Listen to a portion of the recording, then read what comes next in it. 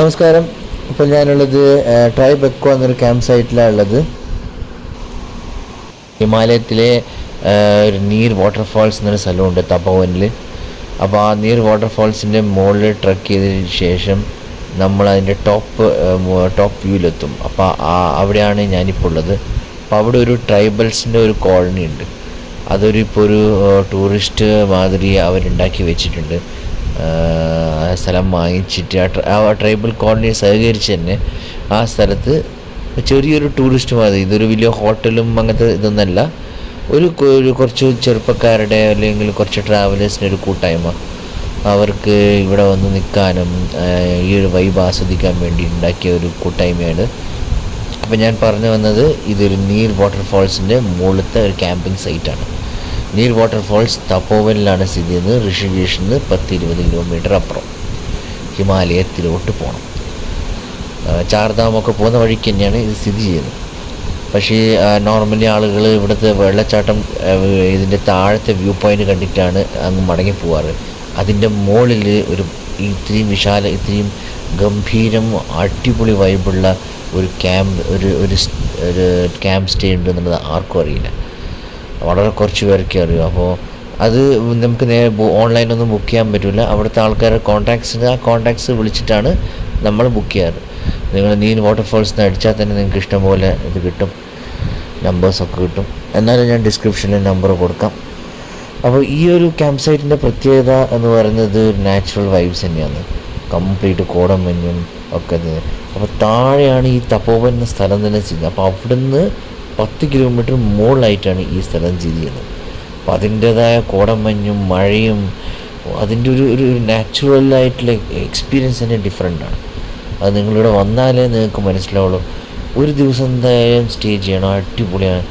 നിങ്ങളിവിടെ വന്നു കഴിഞ്ഞാൽ തിരിച്ചു പോകുന്നതാണ് ഏറ്റവും സംശയം. കാരണം നിങ്ങൾക്ക് ഇത് സ്ഥലം തീർച്ചയായിട്ടും ഇഷ്ടപ്പെട്ടിട്ട് അത്രയ്ക്ക് ഇവിടെ ഒരാഴ്ചയോ അത്രയോ മാസങ്ങളോളം നിൽക്കുന്ന എത്രയോ ചങ്ങായിമാരെ ഞാൻ ഇവിടെ നിന്ന് കണ്ടിട്ടുണ്ട്. ഓക്കെ, അപ്പം തീർച്ചയായിട്ടും നിങ്ങൾക്ക് ഈ സ്ഥലം ഇഷ്ടപ്പെടും. ഇനി നമുക്കിതിൻ്റെ പല കാഴ്ചകളിലേക്ക് പോവാം.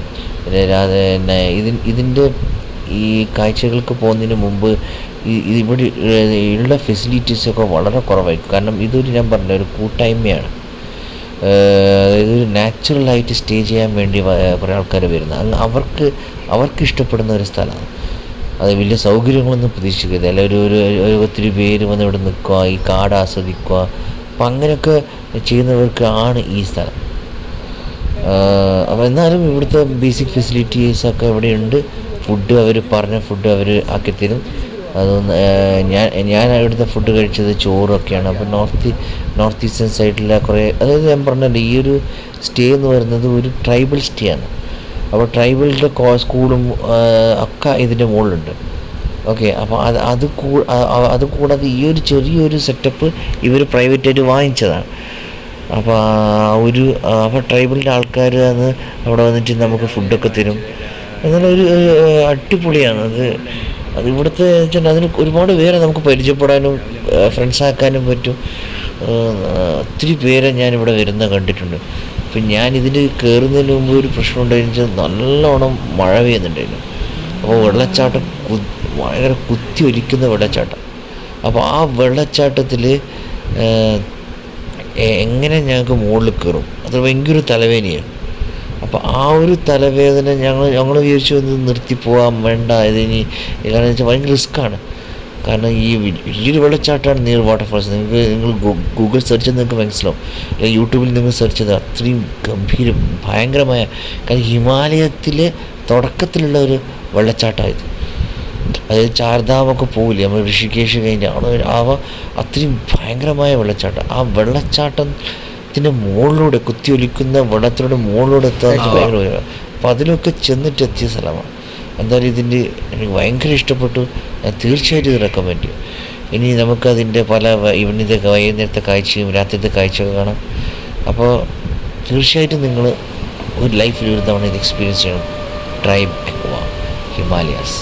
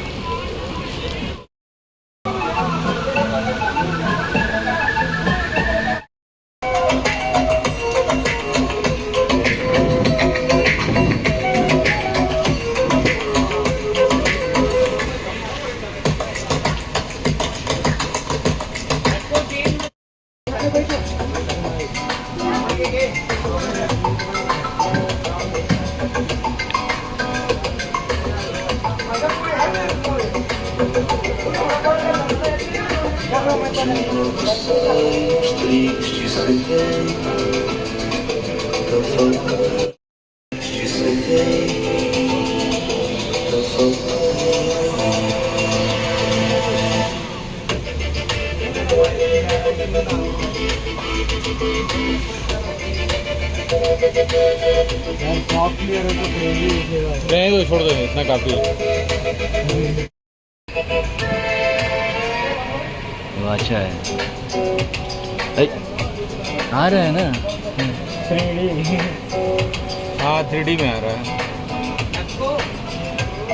हाँ बता।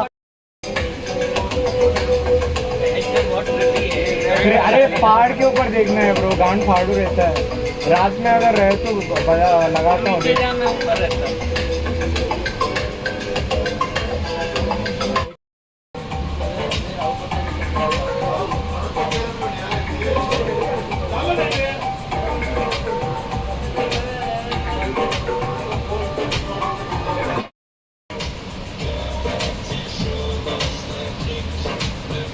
ज़बरदस्त हो गया।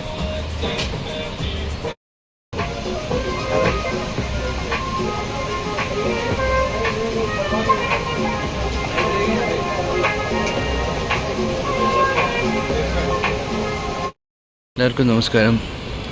ഇന്ന് ഞാൻ ഋഷികേശ് തന്നെയാണുള്ളത്.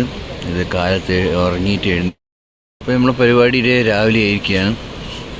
അപ്പോൾ രാത്രി നല്ലോണം ഭക്ഷണം കഴിച്ച് സൂപ്പറായിരുന്നു അനുഭവം.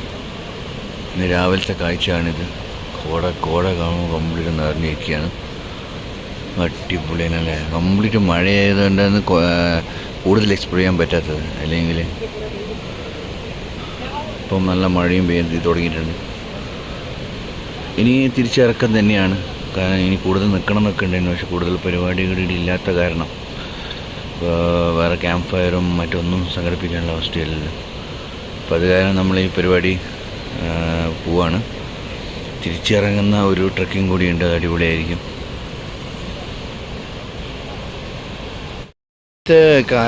വൈബും ഇതൊക്കെ അടിപൊളി തന്നെയാണ്. കുറേ പരിപാടിയും കൂടി ഉണ്ടായിരുന്നെങ്കിൽ കിട്ടിലാക്കിയതിന്.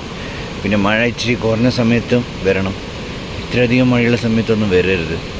നമുക്കിവിടെ ഒന്നും ചെയ്യാൻ പറ്റില്ല. വെറുതെ ഇങ്ങനെ ഇരിക്കാൻ മാത്രമേ പറ്റൂ. അല്ലാതെ അടിപൊളി തന്നെയാണ്. ഇനി ഇത് സാധാരണ രീതിയിൽ ഹോട്ടലും റിസോർട്ടും അങ്ങനെയൊന്നുമല്ല. അപ്പോൾ നമുക്ക് അതിൻ്റെതായ പോരായ്മകളൊക്കെ ഉണ്ടാവും. ഈ ഒരു വൈബ് എൻജോയ് ചെയ്യാൻ വേണ്ടി മാത്രമാണ് ആളുകൾ വരുന്നത്. ഇത്രയും നാച്ചുറലായിട്ടുള്ള പൂളും ഈ ഹിമാലയത്തിൽ ഇത്രയും എടുക്കാൻ പറ്റിയൊരു സ്ഥലം വേറെ ഉണ്ടാവും. ആളുകൾക്കൊന്നും ഈ ടെൻറ്റിൽ നിൽക്കാൻ പറ്റിയില്ല. കാരണം അത്രയ്ക്കും ഭയങ്കര മഴയായിരുന്നു. ഇനി ഈ പുഴ താണ്ടിയിട്ട് വേണം ടെൻറ്റിലൊക്കെ എത്താൻ. അപ്പോൾ അത് റിസ്ക് എടുക്കാൻ തയ്യാറല്ല. ഇതാണ് ട്രൈബെക്വ, ഹിമാലയത്തിലെ പ്രസിദ്ധമായ ഒരു ക്യാമ്പ് സൈറ്റാണിത്. അപ്പോൾ അതിനെക്കുറിച്ചുള്ള വീഡിയോ ആണിത്. അപ്പോൾ എല്ലാവർക്കും വീഡിയോ ഇഷ്ടപ്പെട്ടെങ്കിൽ ലൈക്കും സബ്സ്ക്രൈബൊക്കെ തരാം. ഇനി അടുത്ത അടിപൊളി വീഡിയോ ആയിട്ട് ഞാൻ വരാം. അതുവരെ എല്ലാവരും bye, take care, thank U.